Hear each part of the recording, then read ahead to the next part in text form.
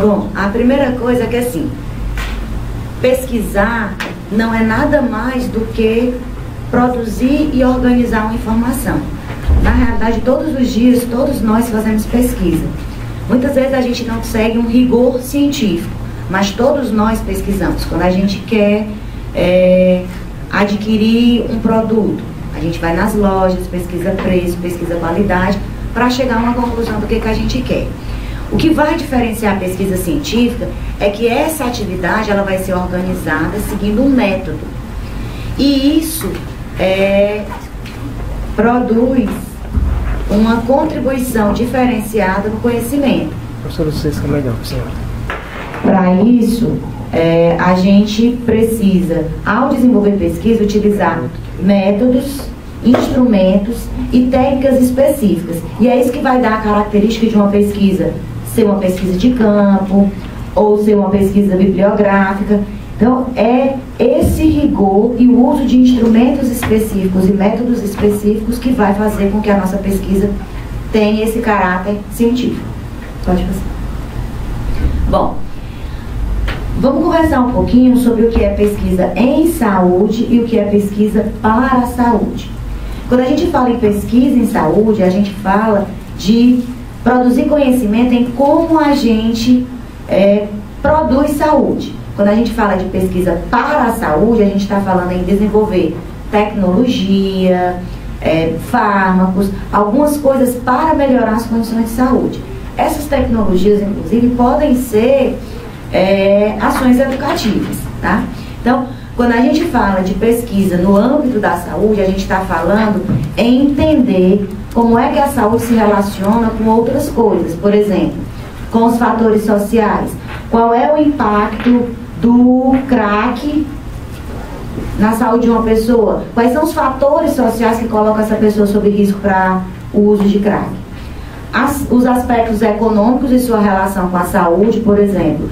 Quando a gente fala em incorporar uma nova vacina no Programa Nacional de Imunização, a gente vai estar avaliando o impacto econômico do investimento em uma nova vacina e os custos disso em relação à aquisição. Mas quais são os benefícios que ela vai trazer? Qual é o custo que a gente vai deixar de ter com a não ocorrência dessa doença? Então, quando a gente falar de qualquer aspecto social, econômico, político, ambiental, qualquer coisa que se relacione à saúde, a gente está falando de pesquisa em saúde. Por que eu estou dizendo isso? Porque muita gente pensa assim: ah, eu sou dentista, eu só posso fazer pesquisa em saúde bucal e o que eu posso desenvolver enquanto profissional. Na realidade, qualquer aspecto que permeia a questão saúde pode ser alvo de objeto de pesquisa, independente de qual for a sua formação profissional. Bom, a pesquisa em saúde inclui vários modos de pesquisa. A pesquisa biomédica, a pesquisa em saúde pública, a pesquisa em políticas de saúde, em saúde ambiental, em comportamento. Ou seja, qualquer área que eu queira desenvolver pesquisa, eu posso desenvolver, desde que eu tenha definido o que eu quero descobrir, qual método eu vou seguir e quais instrumentos eu vou utilizar para obter essas informações. Bom, nesse sentido, vamos conhecer um pouquinho como é que a gente divide didaticamente a pesquisa. Essa divisão, pessoal, é uma divisão teórica, mas só para vocês entenderem como é que a gente pode estar, a partir dessa divisão, a gente usar isso na nossa realidade e nas nossas atividades profissionais. Então, considerando a natureza, a pesquisa ela pode ser básica ou ela pode ser aplicada. A pesquisa básica é aquela em que você busca um conhecimento para depois aplicar na prática. Por exemplo, quando você vai produzir uma medicação, a primeira etapa é uma pesquisa básica.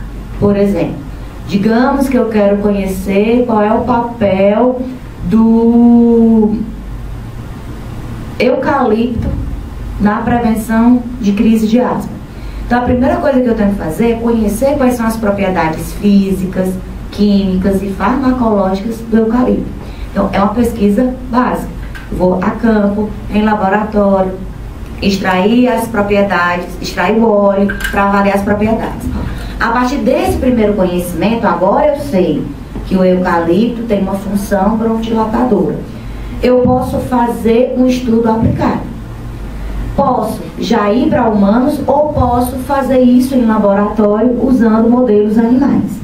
Então, na nossa realidade cotidiana, a gente usa muito mais a pesquisa aplicada, que é uma pesquisa em que, a partir de problemas da minha realidade, eu desenvolvo conhecimentos, eu desenvolvo práticas, eu desenvolvo tecnologias para tentar resolver esses problemas. Mas ambas podem ser utilizadas. No cotidiano, de relacionar a pesquisa com a minha assistência, com o que eu já faço, eu devo optar pela pesquisa aplicada. Bom, considerando em como eu vou abordar o problema, ou seja, como é que eu vou analisar os meus resultados. Eu tinha uma dúvida que me fez buscar um conhecimento, criei instrumentos, segui um método e agora eu tenho os resultados. Como é que eu vou analisar esses resultados? Eu posso analisá-los de forma quantitativa, ou seja, eu vou traduzir em números as informações que me foram dadas. Na pesquisa qualitativa, eu vou tentar compreender como esses dados se mostram. Então, enquanto no quantitativo me interessa o que acontece, como acontece, no qualitativo me interessa por que acontece, como se desenvolve esse processo. Então, eu vou dar um exemplo para vocês conseguirem visualizar. Digamos que eu quero investigar quais são os fatores de risco na minha comunidade para verminose, por exemplo. Então, eu vou lá no posto de saúde, todas as mulheres que chegarem com crianças para serem atendidas no posto de saúde, eu vou aplicar com elas um questionário. Se tem saneamento básico, se o menino anda calçado, se ele bebe água filtrada. E depois eu vou quantificar. Dos meninos que eu avaliei, por exemplo, eu investiguei 100 crianças, 80 tinham verminose. Dessas 80, 40% bebia água que não era filtrada, 90% não tinha acesso a saneamento básico. Então, quando eu trabalho com quantitativo, eu me preocupo em dizer o que está acontecendo. O quantitativo me permite supor fatores. O quantitativo me permite testar se os resultados que eu encontrei podem ou não ser reproduzidos para a população. Já quando eu trabalho com o qualitativo, eu tento entender por que as coisas acontecem.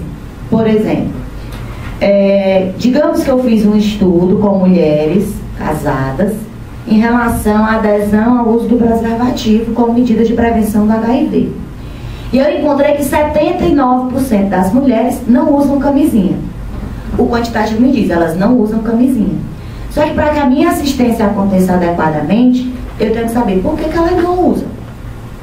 Porque não vai bastar eu entregar a camisinha, porque isso eu já faço no posto e 79% delas não estão usando. Aí eu vou para o qualitativo. Eu vou tentar entender as percepções, a forma como esse indivíduo está inserido, para descobrir o que faz com que essa pessoa não use camisinha. Então, no quantitativo me interessa o porquê acontece, ou quanto acontece. No qualitativo eu tento entender o que faz com que aquilo aconteça. É interessante, pessoal, porque assim, muita gente acha que o qualitativo não é tão válido quanto o quantitativo. E isso não é verdade. Na realidade, o quantitativo tem objetivos próprios e o qualitativo, objetivos próprios. Muitas vezes o quantitativo me mostra onde está o problema e o qualitativo me diz o que fazer para resolver esse problema. Então, posso fazer só um ou eu posso abordar meu problema usando as duas dimensões, tanto quântico quanto qualitativo. A outra coisa que eu devo considerar quando eu vou fazer a minha pesquisa é o que eu quero com essa pesquisa. Eu quero investigar um tema novo, eu vou fazer uma pesquisa exploratória. Eu quero apenas descrever o que acontece, eu vou fazer uma pesquisa descritiva. Não, eu quero mais do que isso. Eu quero estabelecer uma relação entre o que acontece e por que ele acontece. Na nossa prática de assistência, ou na nossa prática do trabalho cotidiano, a gente pode estar desenvolvendo muito facilmente pesquisa exploratória e pesquisa descritiva. Pode estar fazendo pesquisa quantitativa ou pesquisa qualitativa. Eu sempre digo para os meus alunos que, assim, a assistência, ela não é algo separado da pesquisa e ela não é algo separado da extensão. Ou seja, quando eu faço assistência, eu posso estar contribuindo para o exercício de cidadania do meu usuário e eu posso, ao mesmo tempo, estar construindo uma pesquisa, colocando, através do rigor científico, a minha experiência para que ela sirva de modelo para outras pessoas. Ou para que outras pessoas digam, ó, isso funcionou lá, mas não funciona aqui. Tá?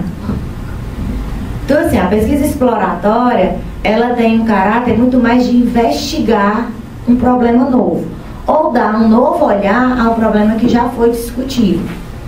A pesquisa descritiva, ela quer somente fazer um levantamento da realidade. Eu tenho 30% de mulheres na minha escola, eu tenho 60% de pessoas que fumam, eu tenho 80% que é usuária ocasional de álcool. Então, eu só descrevo a realidade. E na explicativa, eu quero entender o porquê das coisas. Eu quero estabelecer uma relação de causa e de efeito. Bom, considerando se eu vou fazer uma pesquisa descritiva, exploratória, explicativa, eu preciso ter em mente quais são os procedimentos, quais são os métodos que eu vou utilizar, quais são os instrumentos que vão conseguir dar resposta à minha pergunta de pesquisa. E aí a gente pode usar diversos procedimentos. A gente pode usar, eu sempre brinco assim, pensem que a gente pode ter como fonte de resposta à minha pergunta-problema o material impresso, as pessoas ou os animais. Quando a minha fonte são os materiais impressos, eu estou falando de pesquisa bibliográfica ou pesquisa documental. Eu estou falando de bibliográfica, de livros, de dados que já foram vistos por alguém e que já foram interpretados. Quando eu estou falando de pesquisa documental, eu estou falando de um registro escrito, mas que ainda não foi analisado por ninguém. Por exemplo, se eu quiser fazer um levantamento da legislação brasileira sobre violência à mulher, eu vou estar fazendo um estudo bibliográfico, porque todas as leis já foram discutidas, já foram comentadas. Se eu quero fazer um estudo sobre o sofrimento emocional de mulheres frente à violência, e eu pego o diário dessas mulheres, eu estou fazendo uma pesquisa documental, tá certo? Na pesquisa bibliográfica, eu posso usar diferentes modelos de registro dessas informações que eu capto nos livros, nos artigos. Eu posso usar a clássica revisão de literatura, eu posso usar a revisão integrativa e eu posso usar a revisão sistemática. São 3 formas de agrupar a informação oriunda da bibliografia. Daqui a pouco a gente vai conversar um pouquinho sobre elas. Quando eu falo de pesquisa de campo, eu estou dizendo, eu vou trabalhar com gente, via de regra, e eu vou no local onde essas pessoas estão. Seja simplesmente para fazer um levantamento de fatores de risco, seja porque eu quero testar uma intervenção, participando ou não desse grupo. Então, por exemplo, lembram da pesquisa que eu falei de fatores relacionados à verminose em criança? É no posto de saúde que as mães vão. É lá que eu vou obter informação. É uma pesquisa de campo. Digamos que eu quero testar uma intervenção para um determinado problema de saúde. Eu tenho na minha comunidade um grupo de idosos e esses idosos têm quedas recorrentes. E aí eu criei um determinado protocolo de prevenção de quedas. Então eu pego um grupo de idosos e aí eu divido eles em um grupo. Eu vou submeter ao meu protocolo de treinamento de prevenção de quedas e o outro eu não vou. E depois eu vou ver o que foi que aconteceu. O grupo que fez o protocolo de prevenção melhorou. É uma pesquisa de campo. Eu fui lá onde os idosos estavam, fiz uma intervenção e avaliei o efeito dessa intervenção. Eu posso fazer uma pesquisa de campo onde eu participo do processo ou não. Por exemplo, quando eu, digamos que eu quero avaliar o nível de satisfação, o nível de participação dos alunos em relação a determinada disciplina. E aí eu vou para dentro de sala de aula, não digo nada, e fico lá assistindo todas as aulas, participando da disciplina. Eu estou fazendo uma pesquisa de campo, porque eu estou no local que essas pessoas vivenciam, e eu estou participando de todo o processo com elas. Por exemplo, se eu quero conhecer como o estilo de vida de prostitutas, eu posso viver dentro de um bordel com elas por um tempo para avaliar isso, ou eu posso simplesmente perguntar.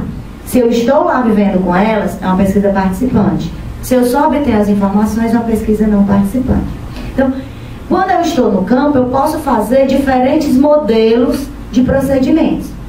E a pesquisa de laboratório, via de regra, tem um ambiente extremamente controlado. Seja na produção de fármacos, seja porque eu quero testar uma determinada tecnologia em animais.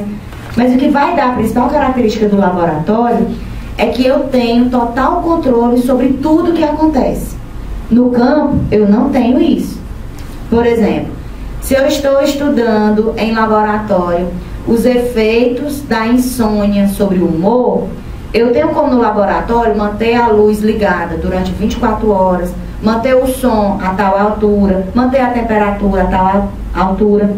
Na pesquisa de campo eu não tenho controle sobre isso, certo? Então, dentro da perspectiva da área de saúde, é muito mais próximo à nossa realidade de assistência às pesquisas bibliográficas, documentais e de campo. Ok? Vai passar. Bom, os estudos bibliográficos, pessoal, até pouco tempo atrás, eles eram vistos não com muito bons olhos. Por quê? Porque até então os estudos bibliográficos eram uma mera reprodução do que já existia nos livros. Hoje isso se modificou. Por quê? Porque formas diferentes de buscar informações nos livros ou nos artigos fizeram com que esses estudos tivessem uma riqueza maior. Principalmente porque um rigor metodológico foi acoplado a eles. Então a gente vai falar um pouquinho dos estudos que a gente pode desenvolver em termos bibliográficos. Que dentro da nossa atividade diária de trabalho é um guia, tanto para que a gente tenha um conhecimento mais atual, como pode funcionar também como pesquisa para publicação e difusão de informação. Então, antigamente a gente falava de revisão de literatura, que era o quê? Eu buscar o que tinha na literatura e fazer um texto juntando tudo. Hoje isso está praticamente abolido. A gente fala basicamente de revisão narrativa, revisão integrativa e revisão sistemática. O que é a revisão narrativa? A revisão narrativa, ela consiste em você buscar informações em diferentes fontes, sem ter um grande rigor metodológico, de quais são os assuntos que eu vou pesquisar, quais são as palavras, onde eu vou pesquisar. Ela tem um risco maior de ter um viés, ou seja, de ter uma distorção, porque como eu não tenho pré-determinado onde eu vou buscar, quais os temas que eu vou buscar, é o meu olhar, é a minha subjetividade que vai guiar essa construção narrativa, tá? Mas ela ainda tem menos viés do que uma revisão de literatura pura e simples. Vai passar. Por exemplo, eu trouxe para vocês um estudo que saiu agora na revista Neurociência. Procedimentos fisioterapêuticos para disfunção vésico-esfincteriana de pacientes em traumatismo raquimedular. Revisão narrativa. O que ele fez? São profissionais de fisioterapia que atendem pacientes que têm traumatismo raquimedular, e eles perceberam que esses pacientes que têm trauma raquimedular, eles têm um nível alto de disfunção urinária. E aí o que eles foram buscar? Quais são os procedimentos de fisioterapia que existem e que eu posso utilizar na minha realidade? Então, o que ele coloca aí? Primeiro, ele faz uma contextualização do que é a disfunção, e aí ele traz uma revisão narrativa com análise crítica dos procedimentos, ou seja, ele traz qual foi o método que ele utilizou. E aí ele diz quais foram os resultados. Ele encontrou 14 artigos, esses artigos eram analíticos, e ele dizia quais são os tipos de procedimentos fisioterapêuticos que ele encontrou na literatura. Então, agora, se ele disser, eu vou usar exercício de Kegel para disfunção vésico-esfinteriana, ele vai usar, mas ele sabe que existe uma revisão, já existem estudos sobre esse tema que mostram a efetividade desse procedimento. E aí, quando a gente faz a conclusão desse tipo de trabalho, a gente coloca o nível de evidência, ou quais foram os achados gerais que a gente encontrou. Então, vejam que, embora pareça uma revisão de literatura, ele é muito mais amplo. Por quê? Porque ele tem um procedimento que foi seguido. Ele tem um resultado de número de artigos, ele tem uma característica de artigo, e ele tem quais foram os achados. Tá? Quando a gente fala de revisão integrativa, a gente fala de um nível de estudo bibliográfico um pouquinho mais amplo e mais rigoroso. Por quê? Porque na revisão integrativa, eu busco o conhecimento, eu busco os artigos, eu avalio criticamente quais são os artigos que têm peso, que valem a pena ser incluídos no meu estudo, e eu faço uma síntese do que eu encontrei. Nessa revisão integrativa, eu posso tirar conclusões gerais de estudos que tiveram hipóteses semelhantes. Quando eu vou fazer revisão integrativa, diferente da revisão narrativa, que eu escolho o tema e busco os artigos, na revisão integrativa eu devo seguir 6 etapas. A primeira coisa que eu devo fazer é identificar o tema e o assunto que eu vou estudar. E a partir disso, eu vou ver qual é a hipótese que eu vou estar investigando, que eu vou estar buscando artigos que tenham essa hipótese. Na fase 2, eu junto todos os artigos que eu coletei e vejo quais são os que se adequam ao modelo de estudo que eu previ, que tem aquela hipótese que eu estou querendo estudar.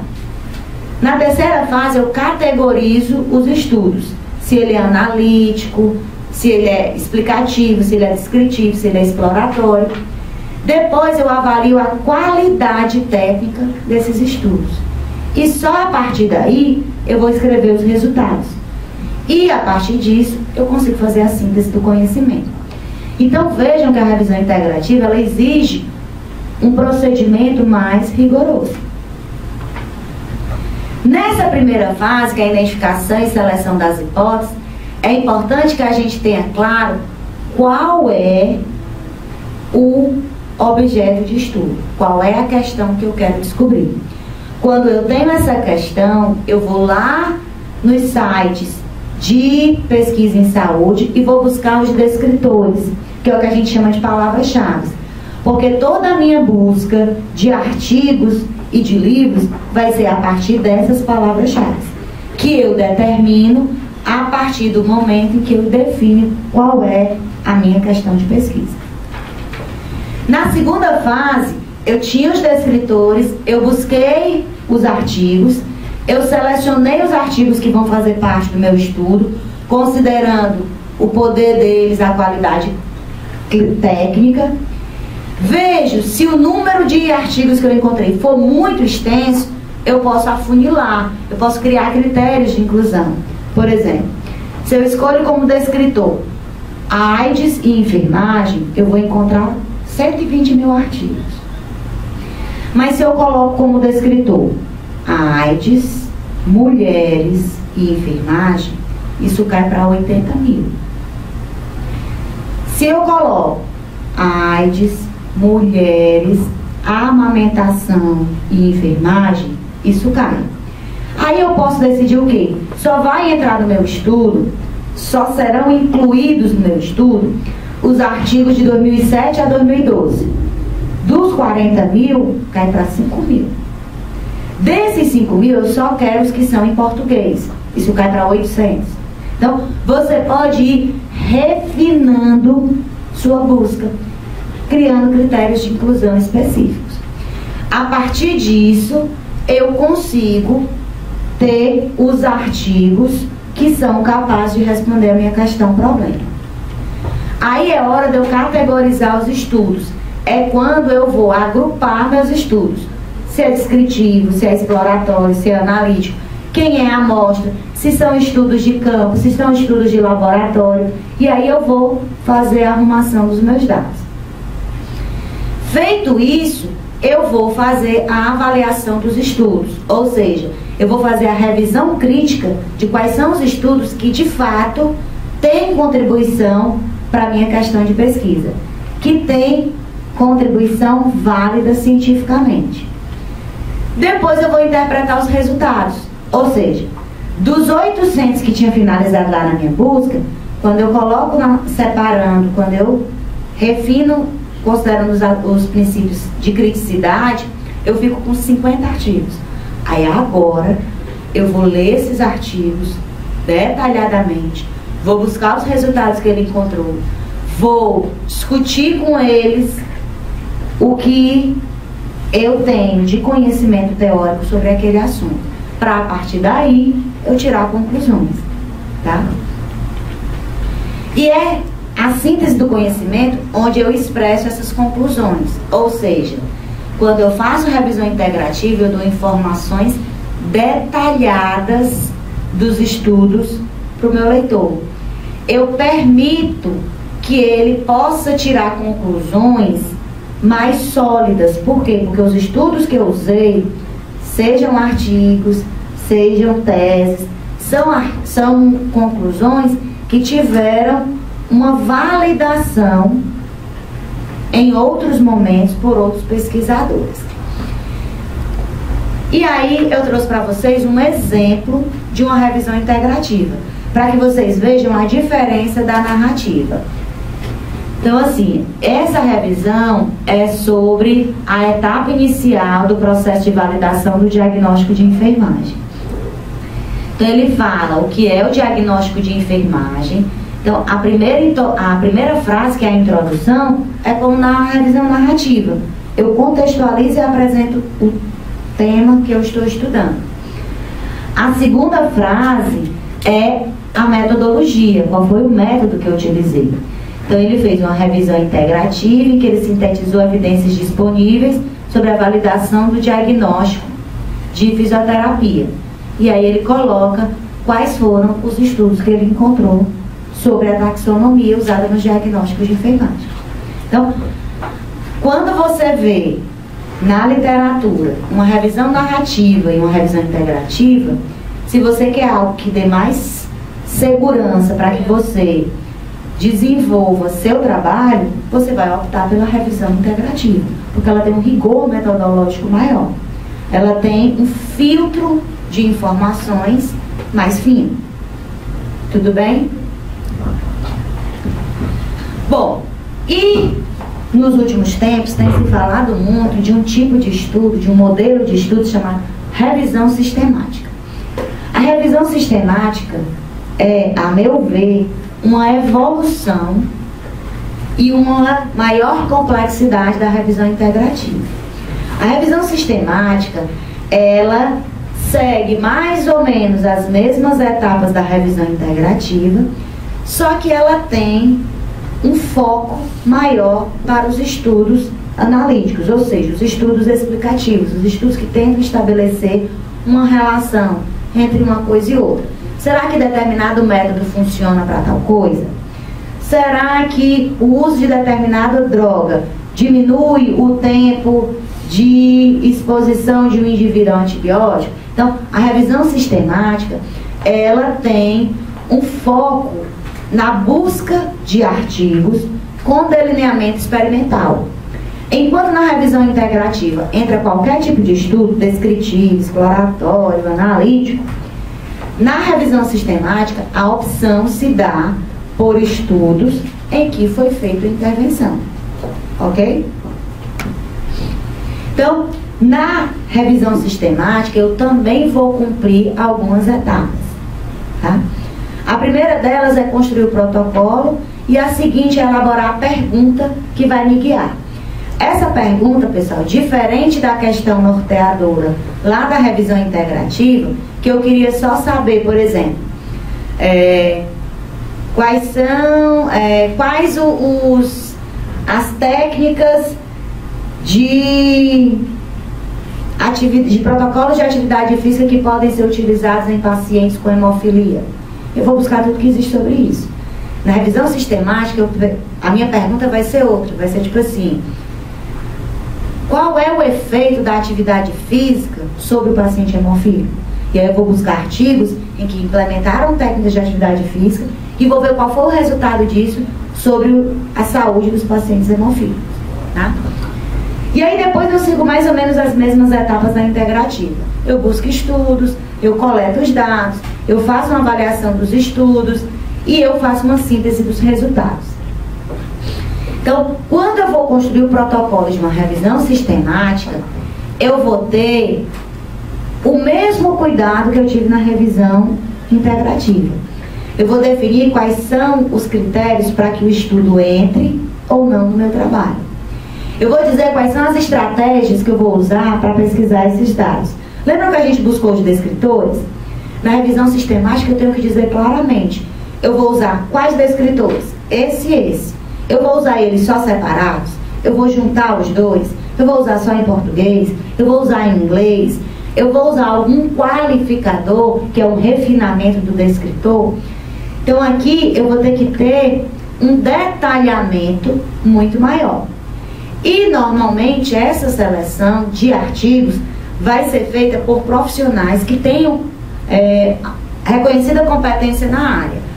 Normalmente na revisão sistemática a gente opta para que dois profissionais diferentes façam a busca e depois a gente cruza, porque o ideal é que os dois pesquisadores, executando o mesmo procedimento de busca, cheguem aos mesmos artigos.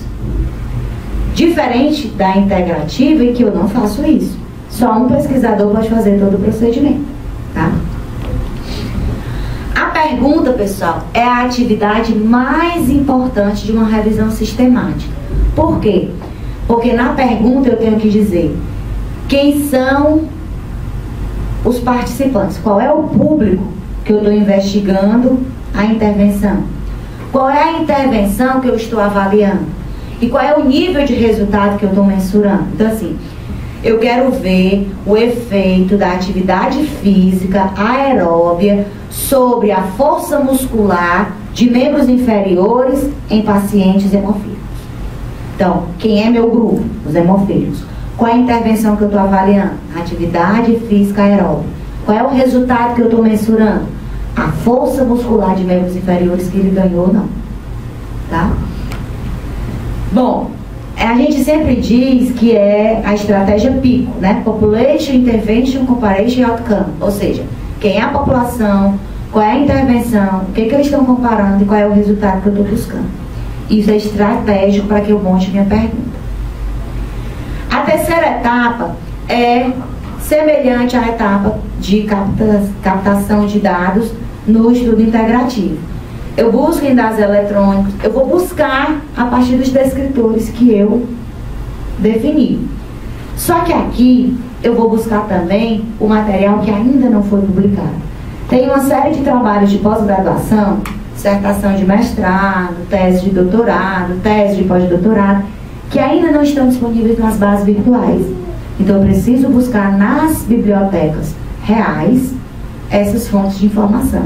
Porque na revisão sistemática eu estou me propondo a captar todas as informações que existem, considerando meus critérios de inclusão.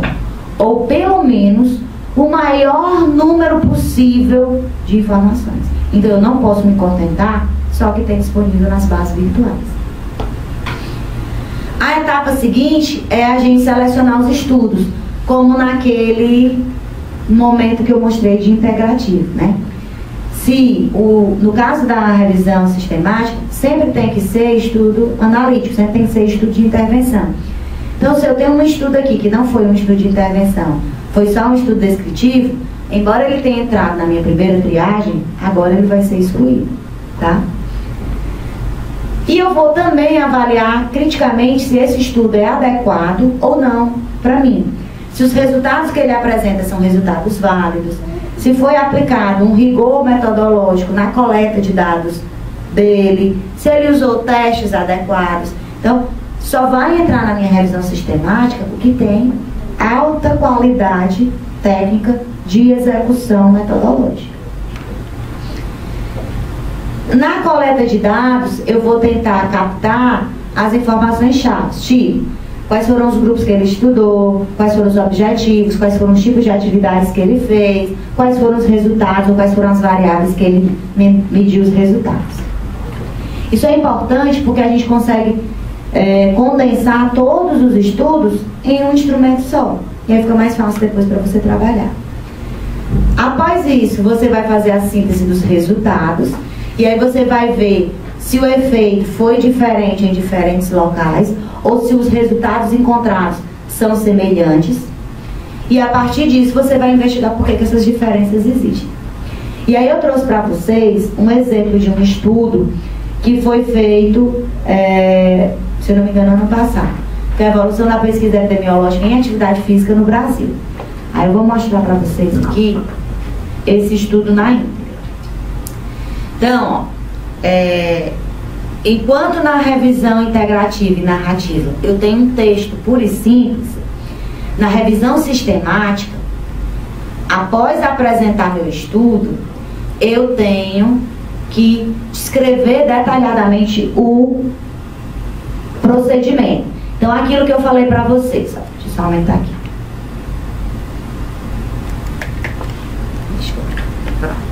Então, aqui, ó.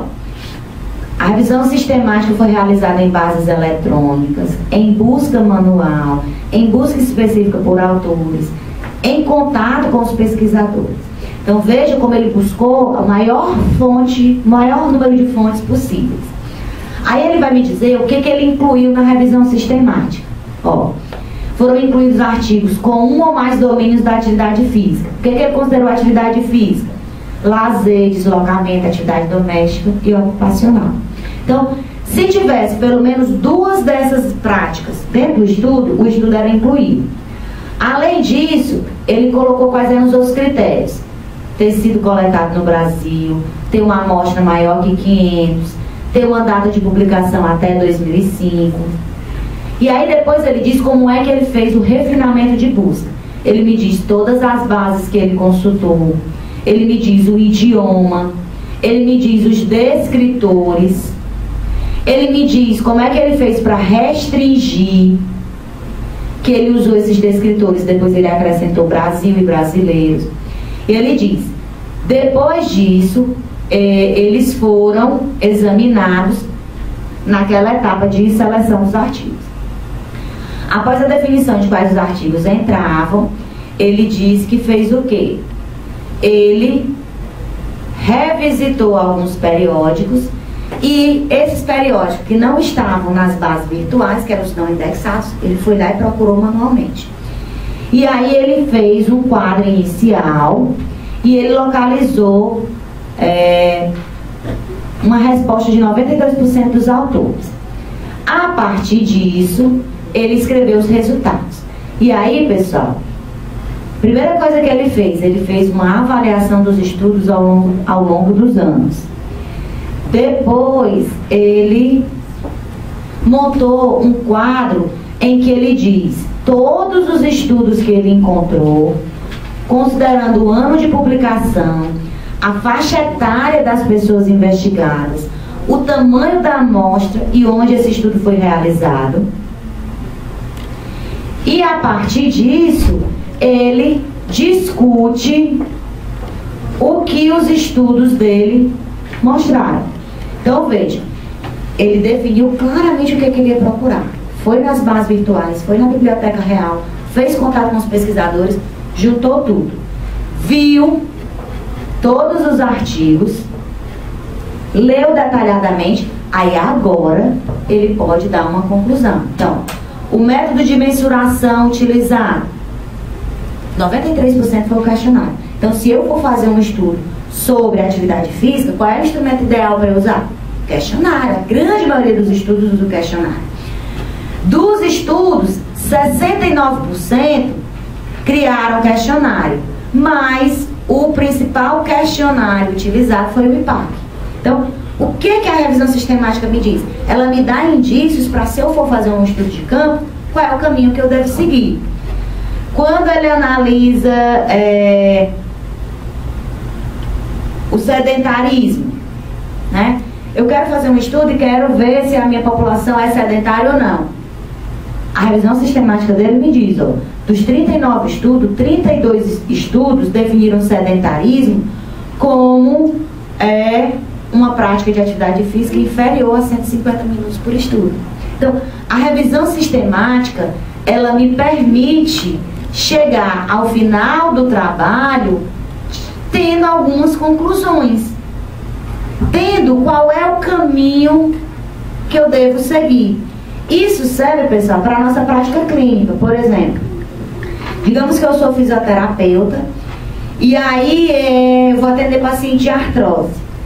Vários estudos vão falar de frio, vários estudos vão falar de calor. Qual é que eu uso aqui no Ceará? Quando eu faço uma revisão sistemática, eu vejo que no Ceará a gente usa mais o frio. No sul do país eles vão usar mais o calor. Então, a revisão sistemática me permite, inclusive, direcionar como vai ser a minha prática. Se eu quero fazer pesquisa, ele me diz, ó, faça usando esse tipo de modelo, esse questionário, desse jeito aqui. Se eu estou fazendo uma revisão sistemática para a minha prática assistencial, ele diz, ó, use esse método que é o que está sendo mais usado, é o que teve mais resultados. Tá claro? Bom, só que não satisfeitos em ter uma revisão sistemática pura e simples, o que foi que os pesquisadores fizeram? Eles desenvolveram uma técnica chamada meta-análise. Hoje a gente tem uma biblioteca específica em revisão sistemática com meta-análise, que é a Cochrane. O que a meta-análise faz? Ela pega tudo que foi feito na revisão sistemática, ele não fez todo o procedimento, faz o procedimento igual. Só que depois que ele tem os estudos, ele vai usar um gráfico específico para testar dos resultados qual é o que efetivamente é bom. Então, por exemplo, digamos que a minha pergunta de pesquisa foi assim, qual é a validade, qual é a eficácia do uso de aroeira para cicatrização de lesão cervical, por exemplo. Bem viajante aqui. E aí eu encontrei vários estudos, e aí eu encontrei num estudo com 200 pessoas que ele não encontrou diferença entre usar e não usar aroeira. Um outro estudo com 300 pessoas, ele encontrou que a aroeira tinha efeito positivo. Num estudo com 100 pessoas, ele encontrou que o efeito era negativo. Então, o que eu faço na revisão sistemática com meta-análise? Depois que eu fiz tudo aquilo da revisão sistemática, eu vou pegar um gráfico específico da meta-análise e vou plotar todos os resultados dos meus estudos analíticos nesse gráfico. E aí eu vou ver com uma população muito maior, por quê? Porque o estudo dele tinha 100, desse outro tinha 200, dela tinha 300. Quando eu faço a minha meta-análise, eu somo a amostra de todo mundo. Então eu vou ter 600 pessoas. Então esse estudo vai ter muito mais validade, tá certo? Então eu trouxe um exemplo de meta-análise aqui também para vocês verem como é que ela funciona na prática. Então esse estudo aqui, vou aumentar aqui de novo. É uma revisão sistemática e meta-análise do uso da antibiótico profilaxia na esterectomia abdominal. Então o que ele fez? Ele observou que muito frequentemente nas esterectomias acontece infecção pós-cirúrgica e ele queria ver qual era o efeito, se existia evidência científica suficiente para dizer que usar antibiótico antes da cirurgia para a esterectomia era efetivo ou não, certo? Daí ele fez o quê? Ele viu todos os fatores de risco para infecção. Ele viu, a partir disso, ele definiu descritores. Ele buscou evidências sobre o efeito da antibiótico profilaxia em modelos animais. Ele fez uma revisão das evidências de antibiótico terapia em esterectomia. E aí vejam que ele começou a funilar, ó. Esterectomia abdominal. A feita por via vaginal ele não queria. A eletiva de urgência ele não queria. E a não radical. Então é aquela história que eu falei das inclusões, de você ir refinando a busca. E ele vai fazer a mesma coisa, ó. Quais foram as bases, qual foi o período, quais foram os descritores. E aí ele identificou quais eram os ensaios clínicos. E a partir disso ele analisou a qualidade desses ensaios, fez a análise de heterogeneidade dos estudos. E aí ele disse que ele ia buscar como mensuração de resultado o risco relativo, que é um tipo de medida específica. E aí ele fez a mesma coisa que no outro estudo, ó. Olha a tabelinha com todos os estudos que ele achou. Só que aqui ele coloca os estudos, o número de pacientes, e aí ele coloca o desfecho que ele está investigando. Se teve infecção no pós-operatório, quem teve, se não usou nada, ou se usou o antimicrobiano. E aí ele viu qual foi a medida utilizada. O risco relativo, pessoal, é uma medida que me diz assim, a grosso modo ele diz o seguinte: se o risco relativo for 1, aquela coisa nem protege e nem prejudica em relação a determinada gráfica que eu estou estudando. Se o risco relativo for menor do que 1, aquela coisa é proteção. E se o risco relativo for maior que 1, aquela coisa é risco. Então, por exemplo, nesse estudo do Matheus, que ele investigou 29 pacientes com o uso de placebo e 30 que usaram antibióticos, ele viu o seguinte: comparando esses dois grupos, quem usou antibiótico teve um risco relativo de 0,70. Ou seja, usar antibiótico antes da esterectomia foi fator de proteção para essa mulher, para ela não ter infecção. Quando você pega aqui o estudo do Vicelete, que ele comparou 53 mulheres que usaram placebo e 53 mulheres que fizeram antibiótico antes da cirurgia, ele encontrou um risco relativo de 1.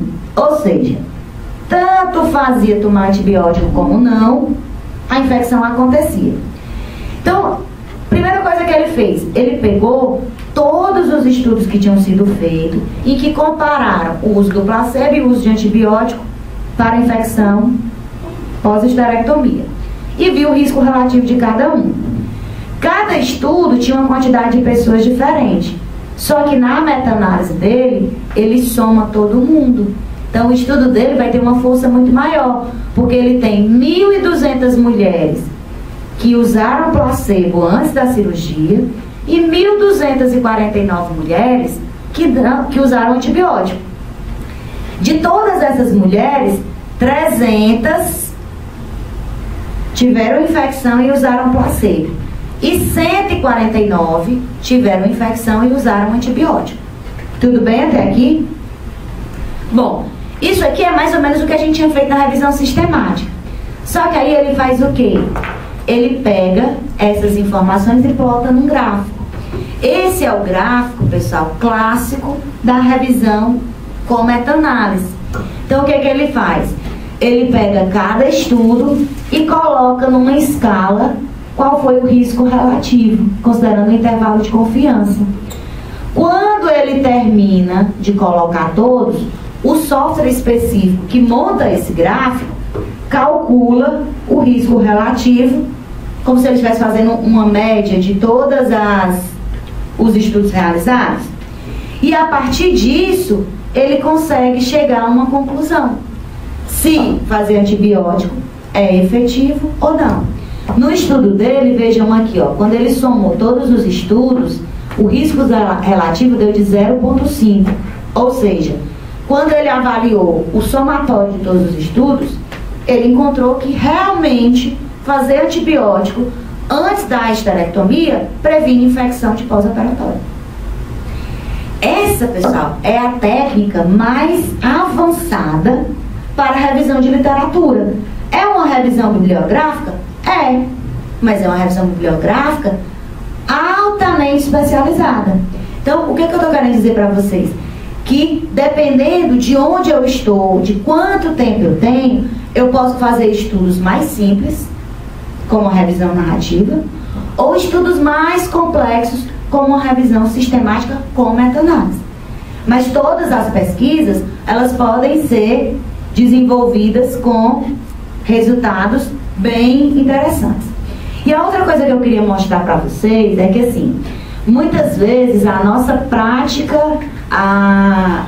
clínica ou a nossa prática assistencial, ela pode produzir uma pesquisa. E muitas vezes a gente acha, mas isso que eu fiz é um negócio tão simples.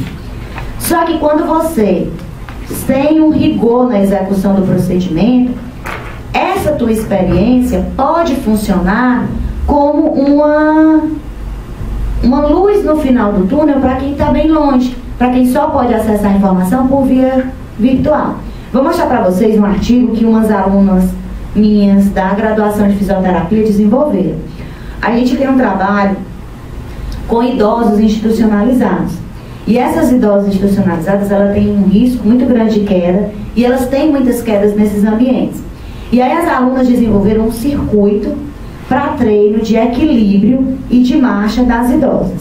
Eu vou mostrar o artigo aqui, que é uma pesquisa de campo, mas é uma pesquisa descritiva, mas é uma pesquisa a partir de uma prática, de uma vivência do indivíduo, tá? Eu esqueci de botar mais.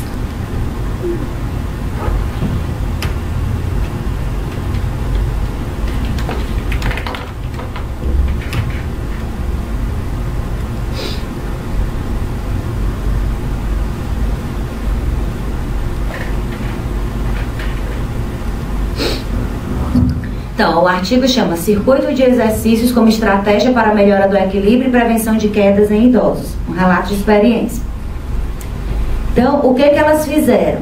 Elas fizeram o registro, seguindo os métodos científicos, do trabalho que elas desenvolveram com as idosas. É uma assistência.